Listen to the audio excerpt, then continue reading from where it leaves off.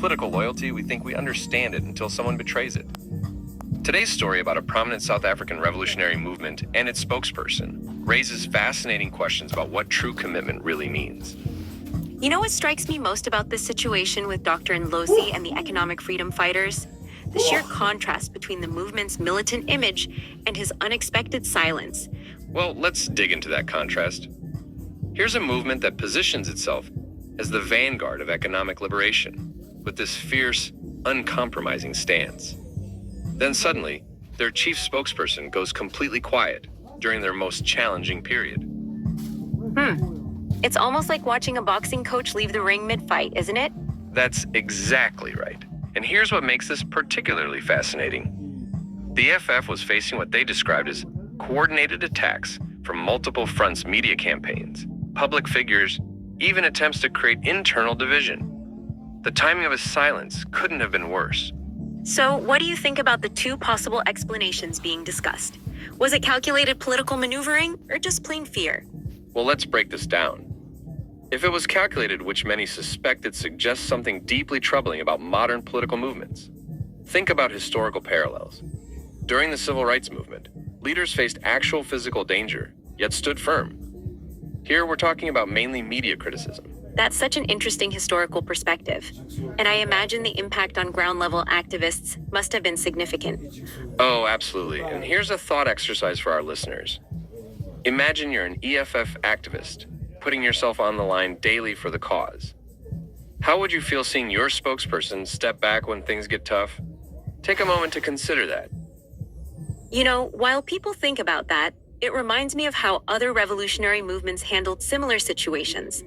The Black Panthers, for instance, had strict protocols about leadership accountability. Right, and that brings up this fascinating question about what constitutes betrayal in a revolutionary context. Here's another thing to consider. Can silence itself be a form of betrayal? Think about that for a moment. The ripple effects must have been enormous within the organization. They were, and here's the key insight. In revolutionary movements, leadership isn't just about making speeches when times are good. It's about standing firm when everything's falling apart. The EFF's whole identity is built on active resistance and confrontation. And I suppose that's why some are using that loaded term, traitor. Well, you know what's fascinating about that? In revolutionary movements throughout history, betrayal hasn't always meant actively working against the cause. Sometimes, as in this case, simply failing to act can be seen as betrayal.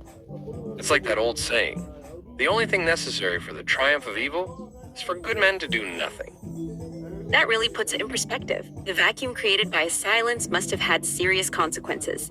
And that's really the heart of the story, how one leader's silence can shake the very foundation of what a movement stands for. It raises these crucial questions about commitment, loyalty, and what it truly means to be part of a revolutionary cause. So what's the bigger lesson here for political movements worldwide? Well, I think it's this. Revolutionary movements need to build institutions that can survive individual failures of nerve. They need to understand that human leaders might not always live up to their ideals and plan accordingly. It's about creating systems of accountability that go beyond personal loyalty. That's really what it comes down to, isn't it? The tension between human fallibility and revolutionary ideals. Exactly. And as we wrap up, here's the key takeaway. In the struggle between personal preservation and movement solidarity, how leaders respond under pressure reveals everything about their true commitment to the cause. It's a lesson that extends far beyond South African politics.